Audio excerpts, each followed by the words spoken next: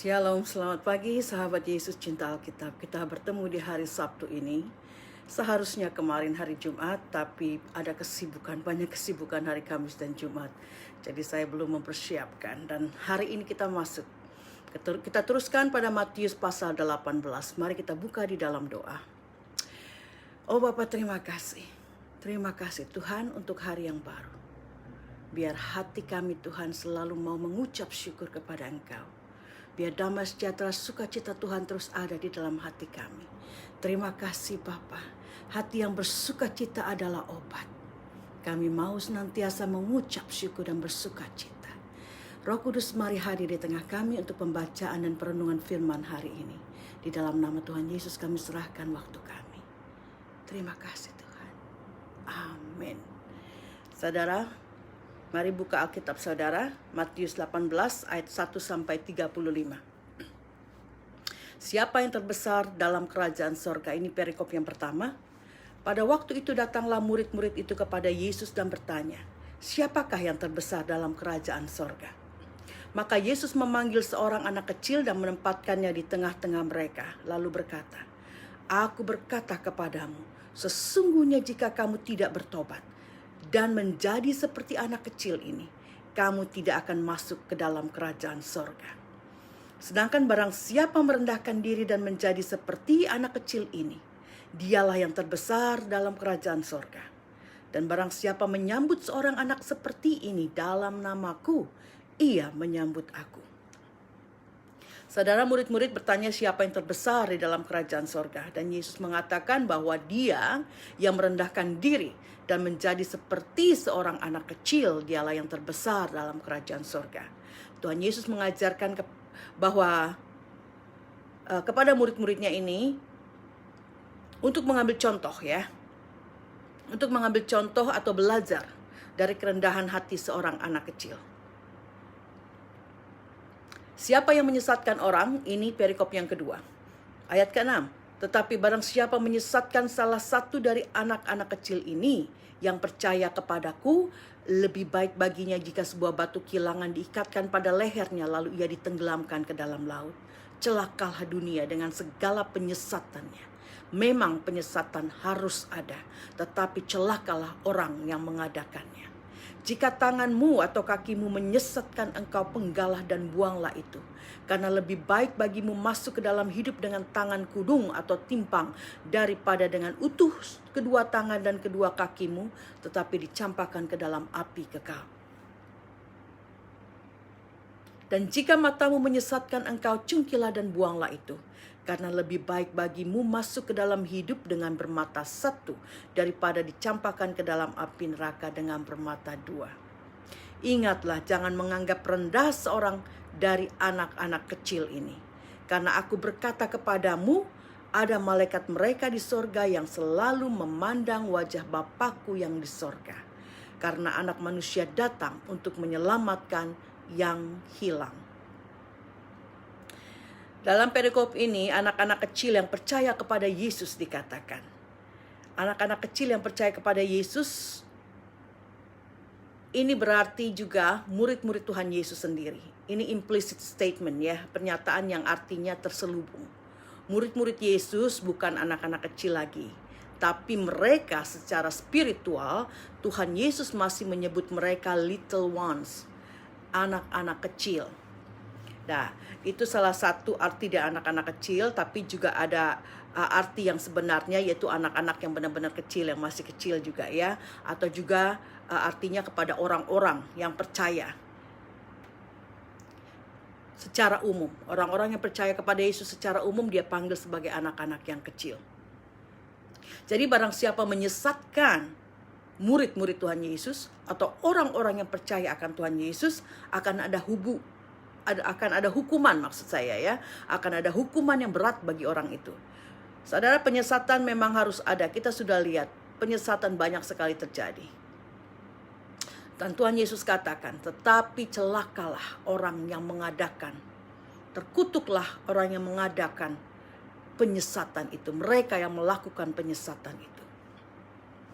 Terus Yesus juga bicara soal anggota tubuh yang menyesatkan atau anggota tubuh yang membuat murid-murid, orang-orang atau kita pada saat ini berdosa. Dikatakan lebih baik dibuang, dipotong, atau dicungkil matanya daripada semua badan masuk ke dalam api neraka.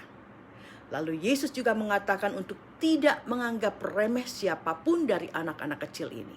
Tidak menganggap remeh orang-orang yang percaya, murid-murid Tuhan Yesus. Karena mereka, sangat penting ini saudara, karena mereka atau kita mempunyai malaikat di sorga yang selalu menjagai mereka, menjagai kita yang percaya, dan yang menjadi mediator, penghubung antara mereka dengan Allah. Di ayat 11 diingatkan lagi bahwa anak manusia Yesus datang untuk menyelamatkan yang hilang. Dia datang untuk menyelamatkan yang hilang. Jadi saudara, kita percaya bahwa ada malaikat yang menyertai kita. Setiap kita mempunyai malaikat yang menjagai kita. Dan malaikat ini yang melindungi kita. Ada perbedaan pembagian-pembagian ayat dan judul-judul dalam bahasa Alkitab bahasa Indonesia dan Bible bahasa Inggris saudara. Salah satu contohnya ya dalam perikop ini atau dalam pembacaan di pasal ini. Dalam Bible Inggris dari ayat 10 sampai 14 dikasih judul perumpamaan tentang domba yang hilang. Tapi di Alkitab bahasa Indonesia perikop ini mulai dari ayat 12 sampai 14. Sedikit perubahan ayat tapi bukan menjadi masalah.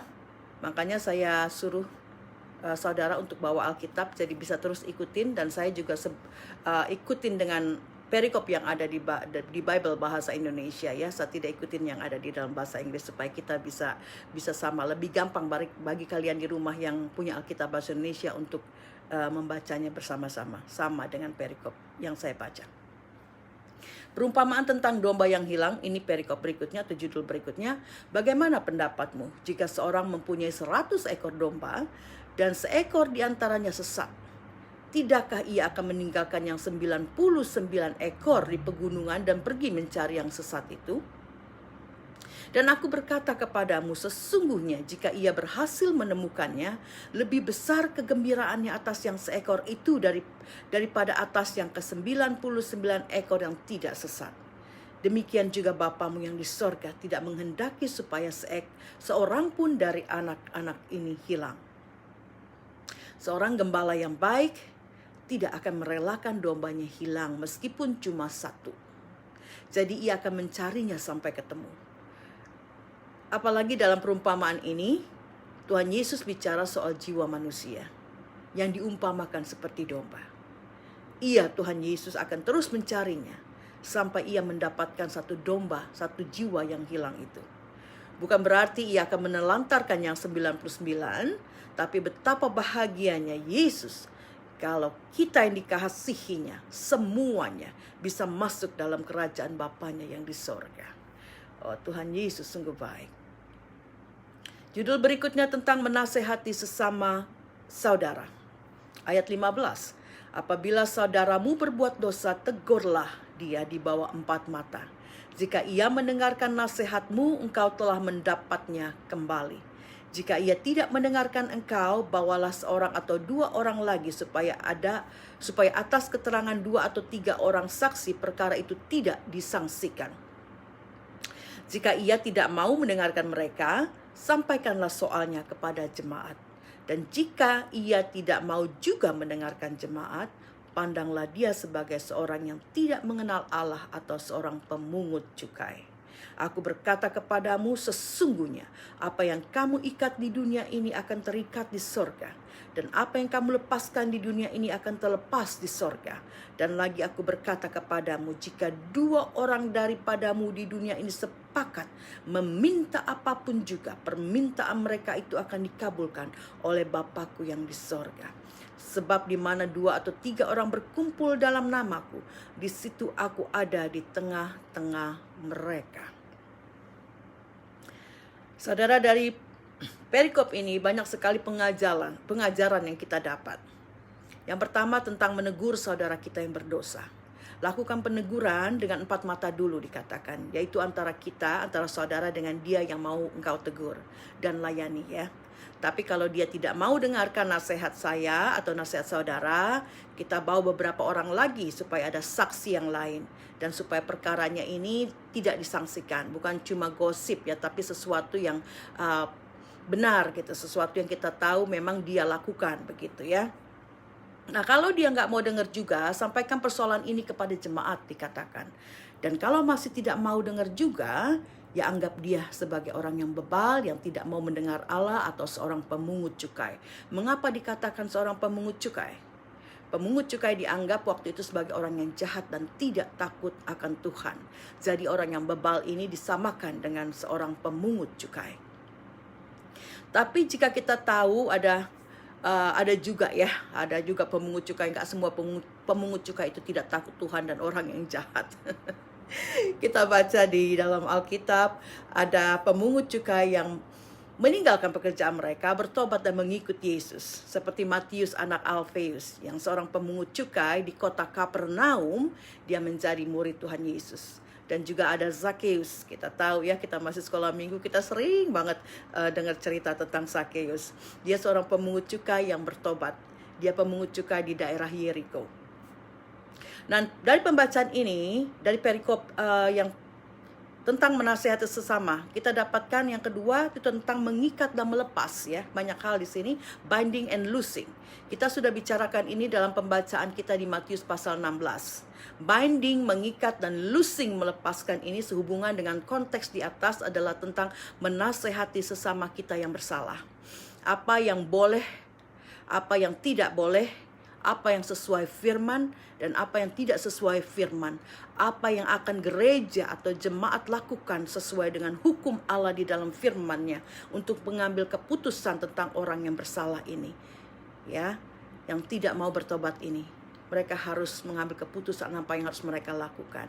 Jadi ada hubungan binding and loosing, mengikat dan melepaskan dalam konteks ini. Tapi dengan zaman sekarang menjadi lebih luas konteksnya. Terus juga di ayat 19 sampai 20 mengatakan, dan lagi aku berkata kepadamu, jika dua orang daripadamu di dunia ini sepakat meminta apapun juga, permintaan mereka itu akan dikabulkan oleh Bapakku yang di sorga. Sebab di mana dua atau tiga orang berkumpul dalam namaku, di situ aku ada di tengah-tengah mereka. Firman ini juga masih dalam konteks tentang menasehati sesama kita. Jadi ketika mereka sudah bawa saksi supaya perkara seseorang itu jelas, tapi orang yang ditegur ini tidak mau juga mendengar, ya, atau juga dia masih mengelak, maka saksi-saksi tadi atau orang-orang yang menegur dia bisa berdoa bersama untuk mendapatkan hikmat Allah dan minta tuntunan Tuhan untuk menentukan apa yang harus mereka lakukan terhadap orang ini. Dan dikatakan ketika mereka berkumpul dua tiga orang, yang satu kalau satu nggak ada berkumpul berarti cuma sendiri, 2-3 orang dalam nama Tuhan Yesus, maka Yesus akan hadir di tengah-tengah mereka. Nah, firman ini dapat kita aplikasikan kepada kehidupan kita sekarang yang dalam situasi yang beragam macam ya, keadaan yang semakin beragam. Jadi bisa kita aplikasikan juga tentang berkumpul 2-3 orang, Tuhan Yesus akan ada di sana ketika kita berdoa. Jadi saudara, di dalam keluarga engkau berdoa dan engkau percaya Tuhan Yesus ada di tengah-tengah engkau ya. Atau dalam suatu kebaktian yang mungkin cuma beberapa orang percaya Tuhan Yesus ada di sana. Ya, jadi kita aplikasikan dengan kehidupan kita sekarang ini. Seterusnya perumpamaan tentang pengampunan. Jadi ada beberapa judul dalam pasal ini saudara ya. Pada pasal 18 ini. Perumpamaan tentang pengampunan ayat 21 sampai 35.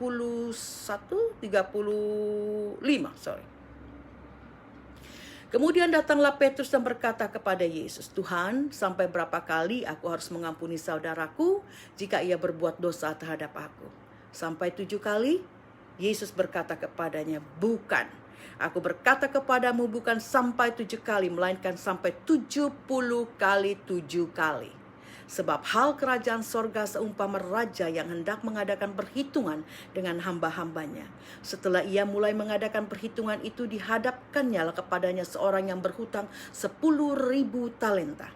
Tetapi karena orang itu tidak mampu melunaskan hutangnya, raja itu memerintahkan supaya ia dijual beserta anak istrinya dan segala miliknya untuk membayar hutangnya. Maka sujudlah hamba itu menyembah dia, katanya, sabarlah dahulu, segala hutangku akan kulunaskan. Lalu tergeraklah hati raja itu oleh belas kasihan akan hamba itu, sehingga ia membebaskannya dan menghapuskan hutangnya. Tetapi ketika hamba itu keluar, ia bertemu dengan seorang hamba lain yang berhutang 100 dinar kepadanya. Dia menangkap dan mencekik kawannya itu, katanya, bayar hutangmu. Maka sujudlah kawannya itu dan memohon kepadanya, sabarlah dahulu, hutangku itu akan kulunaskan. Tetapi ia menolak dan menyerahkan kawannya itu ke dalam penjara sampai dilunaskannya hutangnya. Melihat itu kawan-kawannya yang lain sangat sedih, lalu menyampaikan segala yang terjadi itu kepada tuan mereka. Raja itu menyuruh memanggil orang itu dan berkata kepadanya, hai hamba yang jahat, seluruh hutangmu telah kuhapuskan karena engkau memohonkannya kepadaku. Bukankah engkau harus mengasihani kawanmu seperti aku telah mengasihani engkau? Maka marahlah tuannya itu atau raja itu dan menyerahkan kepada algojo-algojonya sampai ia melunaskan seluruh hutangnya. Maka Bapakku yang di sorga akan berbuat demikian juga terhadap kamu, apabila kamu masing-masing tidak mengampuni saudaramu dengan segenap hati. Nah, di sini saudara Petrus bertanya tentang pengampunan. Berapa kali ia harus mengampuni? Dia menyebutkan 7 kali Tuhan Yesus. Karena mungkin pikirnya, ya, ini sudah bagus banget ya 7 kali. Karena para rabi, para guru, para pengajar, orang Yahudi memberikan standar pengampunan kepada orang itu hanya sebatas 3 kali. Sama juga ya, kita nih sering begitu ya. 3 kali ya, udah 1 kali loh.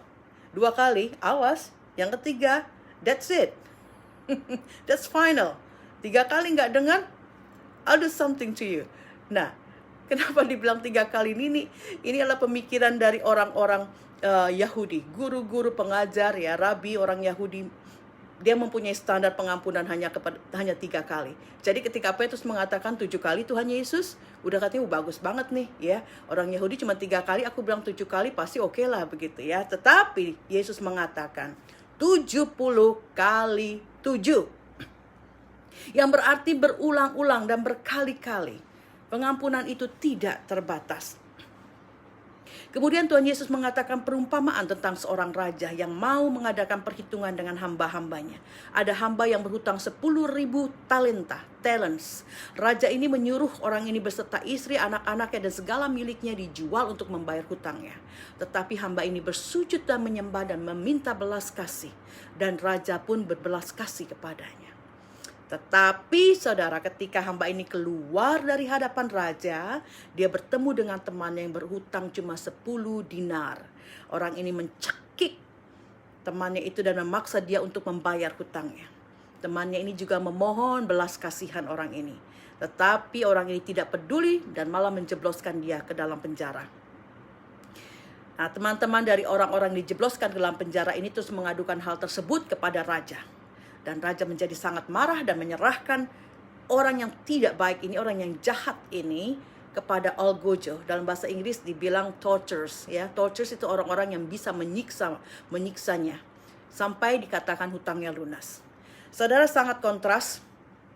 10.000 talents atau talenta itu banyak sekali.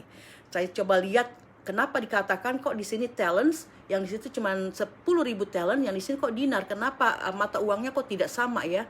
Nah, ternyata perbandingan ini bukan perbandingan 10.000 dinar dengan 100 dinar. Kalau dinar dengan dinar berarti masih oke ya. Jadi kalau 10.000 dinar sama 100 dinar cuma berarti 100 kali lipat aja utangnya orang yang jahat itu. Orang yang dimasukkan ke penjara kepada orang yang jahat itu ya. Jadi perbedaannya cuma 100 kali lipat. Tapi kita membandingkan antara talents dengan dinari. dinar. Satu talent atau satu talenta itu sudah sekitar 6.000 dinari. Atau ekuivalen sama dengan 20 tahun gaji seseorang kalau dia bekerja 6 hari seminggu. Saudara bayangkan, satu talent, 20 tahun gaji seseorang yang bekerja 6 hari. Kalau 10.000 talent, berapa tahun? Sampai dia mati tidak akan terbayar. Berarti sangat besar hutangnya orang ini kepada raja, ya. 10.000 kali 20 tahun berapa? Orang hidup 80 tahun cuman kali 4. Kalau kali 10.000 berapa keturunan itu nggak akan kebayar, ya. Nah, jadi perbandingan ini sangat jauh dari hamba yang hutang ini ke raja dan hutang temannya yang ke dia, yang tidak ada artinya 100 dinar dibanding dengan 10.000 talents atau talenta. Jadi saudara Rema, apa yang kita dapatkan hari ini? Yang pertama, kita diajar untuk belajar dari anak kecil. Kita tahu keluguan seorang anak kecil. Penyerahan hati mereka kepada orang tua mereka atau siapapun yang membesarkan mereka. Saya bicara ini sekarang ini mungkin anak-anak di bawah 3 tahun ya.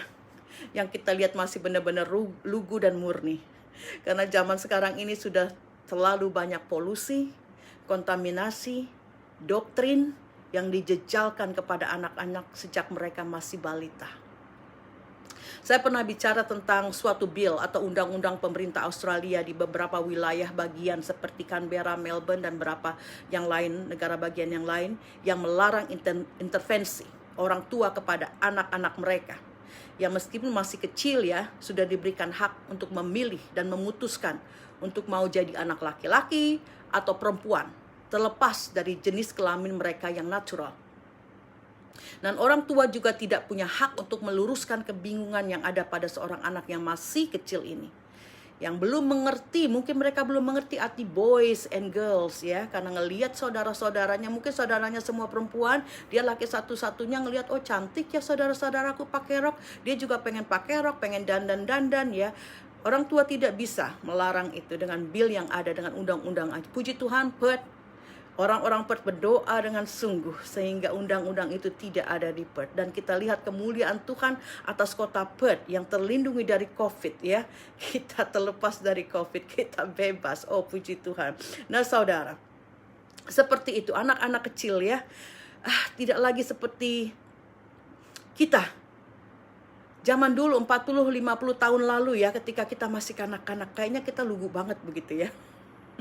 Tapi ini, iblis sudah banyak merusak identitas anak-anak. Sekarang ini iblis makin gencar mencari mangsa ke anak-anak. Kita dengar dan kita lihat banyaknya perbudakan seks kepada anak-anak. Ada juga anak-anak yang menjadi buruh paksaan.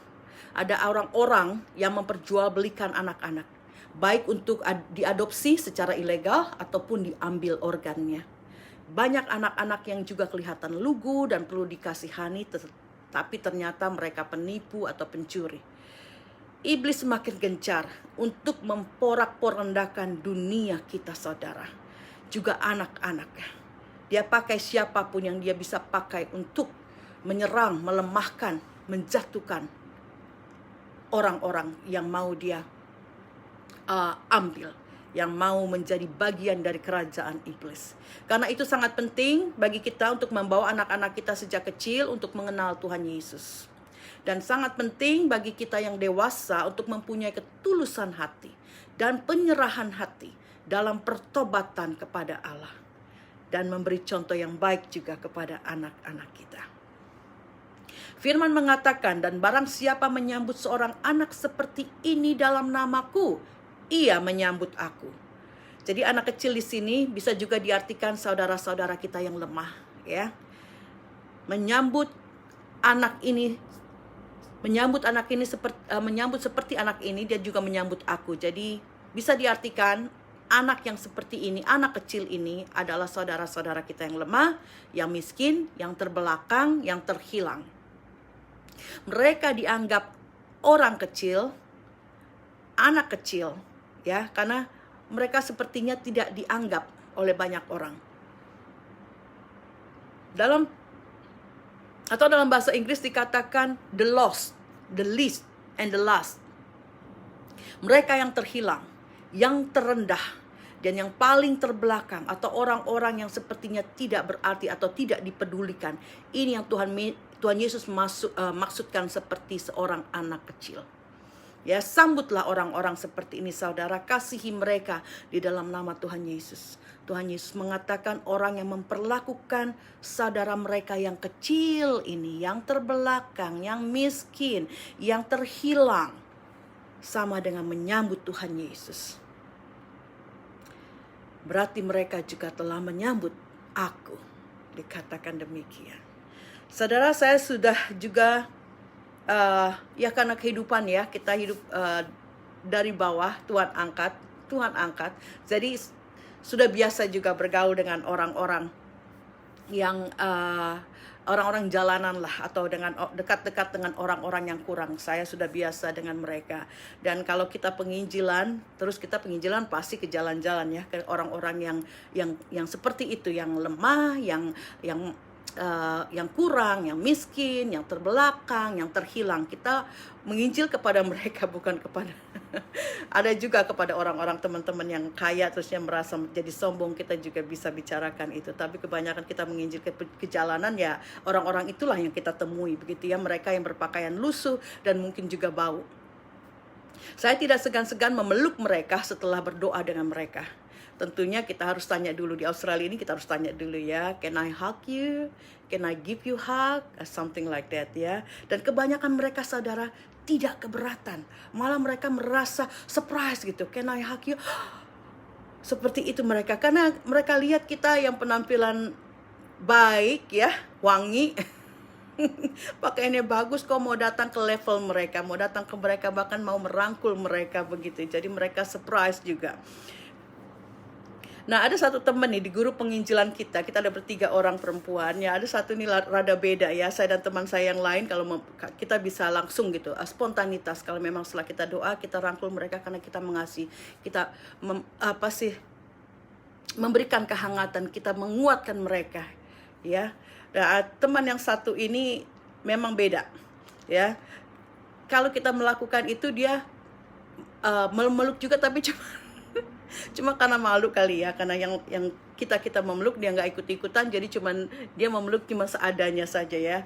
Nah setelah itu, habis itu dia langsung cari air gitu, terusnya dia pakai alkohol itu ya, pakai alkohol, tangannya, baju-bajunya juga dialkoholin begitu. Saya mau ketawa kalau ngelihat dia ya, tapi saya nggak berani ketawa di depan dia. Cuma saya suka nggodain dia, jadi saya coba-coba untuk men-touch dia atau pegang dia gitu, tapi dia bilang don't touch me. Ya, saya aja ya, maksudnya bukan orang yang jalanan gitu. Kalau saya pegang dia bilang don't touch me. Saudara, ini ya, saya tidak tersinggung dengan orang-orang seperti itu ya, karena saya malah jadi pengen godain. Kalau orang yang ketakutan, terus saya bilang, kamu di dalam Tuhan, kenapa kita harus takut? Ada proteksi di dalam kita, di diri kita ada proteksi. Tuhan proteksi kita. Ada malaikat Tuhan yang melindungi kita. Kalau kita menyalurkan kasih kita dengan tulus kepada orang lain, tidak akan kita terkena sesuatu yang buruk gitu. Tapi dia selalu proteksi, terlalu ya, kita masing-masing ada yang kita pegang iman sungguh-sungguh, tapi ada yang masih setengah-setengah juga, masih takut-takut. Padahal ya di Perth ini kan sudah tidak ada COVID ya. Kita tidak ada restriction untuk merangkul seseorang. Ya kecuali kalau ada restriction gitu, tidak boleh, ya kita tidak lakukan. Tapi puji Tuhan, Perth tidak ada case, jadi kami berani dan boleh peluk-pelukan begitu ya.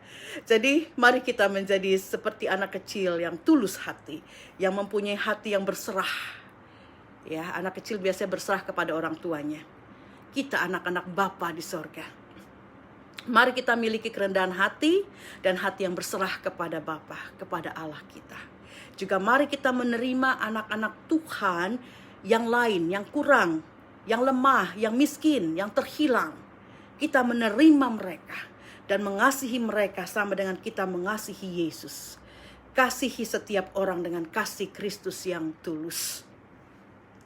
Yang kedua, saudara, rema kedua tentang menasehati saudara kita. Mulai dari 4 mata antara engkau dengan dia. Kalau dia tidak dengar, dikatakan bawa 2-3 orang saksi. Tapi kalau dia tidak mau dengar juga, sampaikanlah persoalan itu kepada jemaat. Nah, apa maksudnya? Ini bukan berarti bahwa penatua atau pendeta terus membeberkan masalah tersebut pada waktu kebaktian kepada jemaat, begitu ya. Bukan itu maksudnya. Membawa persoalannya kepada jemaat berarti ada musyawarah di dalam jemaat itu. Ya, persoalan dibawa kepada pendeta, biasanya kepada pendeta atau pemimpin gereja, dan mereka dengan penatua, mungkin beberapa orang yang mereka anggap sungguh di dalam Tuhan, bisa menjaga mulut, ya, bukan orang yang gosip, bukan orang yang bocor mulut. Nah, mereka bicarakan musyawarah di dalam gereja. Di dalam jemaat, maksudnya di dalam gereja itu. Jadi antara pendeta dan penatua-penatua yang bisa dipercaya untuk mengambil keputusan apa yang harus mereka lakukan terhadap orang tersebut. Contohnya nih ya, misalnya ada isu bahwa seorang jemaat memiliki istri simpanan. Misal ya, istrinya mengetahuinya. Dia coba menasehati suaminya, tapi lakinya selalu ngelak. Salah lihat kali lo, gua gak pernah kok ke rumah janda itu, misalnya begitu. Nah, terus istrinya ini membawa beberapa teman lain yang juga menyaksikan keterlibatan laki-laki ini dengan seorang wanita yang janda itu, misalnya. Jadi sudah ada saksi, ya, sudah ada lebih saksi, bukan cuma istrinya, tapi juga beberapa orang lain. Dan laki-laki ini mungkin sudah tidak mengelak lagi karena sudah banyak yang melihat dan menyaksikan. Tapi dia tidak mau berubah, ya, dia tidak mau mendengarkan nasihat itu. Akhirnya teman-temannya ini membawa masalah ini kepada ke gereja, kepada pendeta, kepada seorang pemimpin dalam gereja itu. Dan pemimpin gereja itu atau pendeta akan memanggil para penatua, ya, yang bisa dipercaya untuk berunding apa yang harus mereka lakukan. Mungkin mereka terus memutuskan untuk memanggil laki-laki ini dan berbicara dengan dia. Tapi setelah pembicaraan pun, laki-laki ini tetap juga tidak mau meninggalkan janda itu karena mungkin sudah kepincut ya. Dan jika ia tidak mau mendengarkan jemaat, dikatakan pandanglah dia sebagai seorang yang tidak mengenal Allah. Firman mengatakan demikian. Tetapi gereja harus terus melayani istri dari laki-laki yang berkhianat ini ya. Gereja harus terus menguatkan, menghiburkan, dan menemani istri dari laki-laki ini sampai dia bisa kuat di dalam Tuhan. Jangan sampai domba yang satu sudah hilang dan wanita ini tidak di taking care of, tidak dilayani, tidak dipedulikan, dia juga akan terhilang. Jadi banyak fungsi pelayanan Tuhan atau pelayan Tuhan. Bukan cuma perkhotbah pelayan Tuhan atau pendeta ya. Tapi juga untuk menuntun jemaatnya hidup dalam kebenaran. Rema yang ketiga tentang pengampunan saudara. Dalam perumpamaan di atas maksud saya. Perumpamaan di atas seorang yang berhutang begitu banyak tapi hutangnya dihapuskan. Tetapi dia tidak bisa mengampuni temannya yang berhutang sedikit saja kepada dia. Semoga tidak banyak dari kita yang seperti ini ya. Di zaman sekarang banyak juga nih yang begini gitu ya.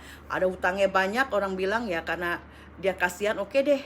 Seperti saya juga banyak orang yang sudah berhutang sana sini, saya bilang lepaskan aja lah, it's okay gitu. Nah tetapi ketika ada orang yang lain yang berhutang kepada dia sangat kejam. Jangan sampai ini terjadi kepada kita ya. Kita sudah mendengar firman Tuhan banyak setiap hari. Jadi tidak ada lagi orang yang seperti ini di antara kita. Nah ini orang yang kita sebut sebagai orang yang tidak tahu diri. Kita sudah menerima pengampunan yang luar biasa dari Yesus atas dosa-dosa kita.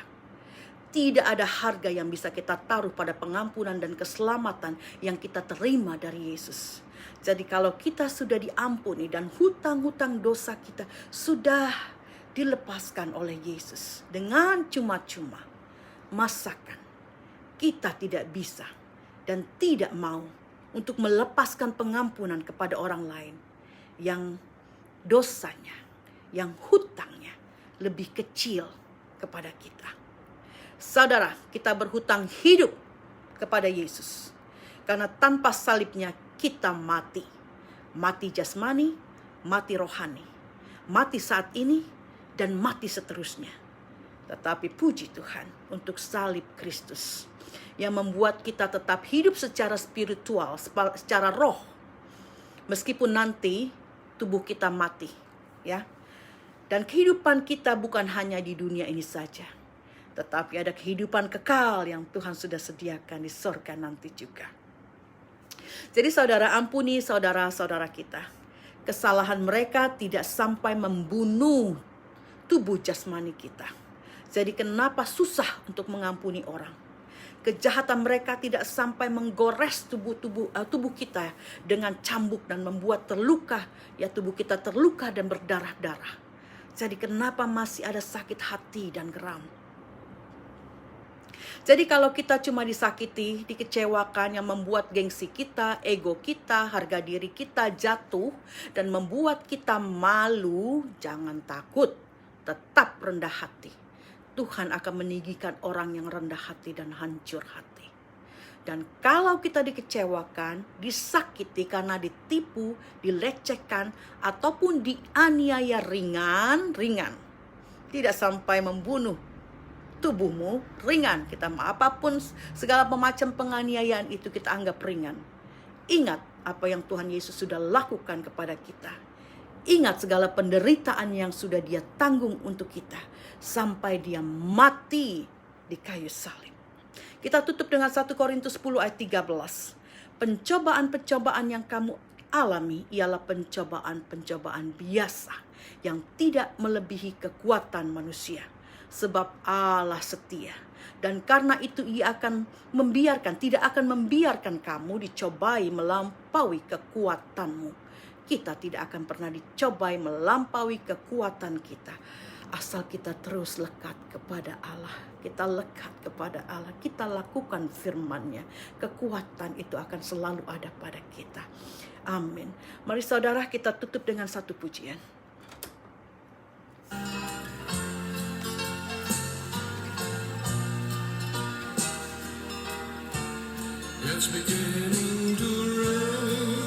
Waktunya untuk hujan. Dengarkanlah suara dari Bapa kita.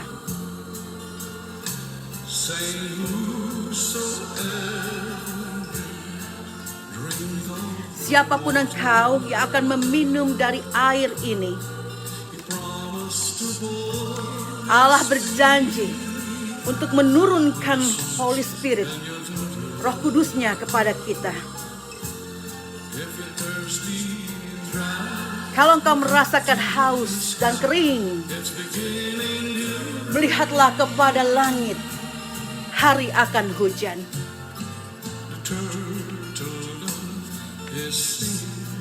Burung merpati yang kecil bernyanyi. Suaranya indah di pagi hari.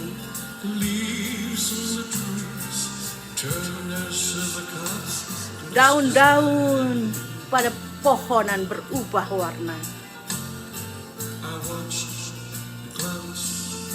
Aku memandang kepada awan. Awan mulai berkumpul. Tanah yang kering merindukan akan air.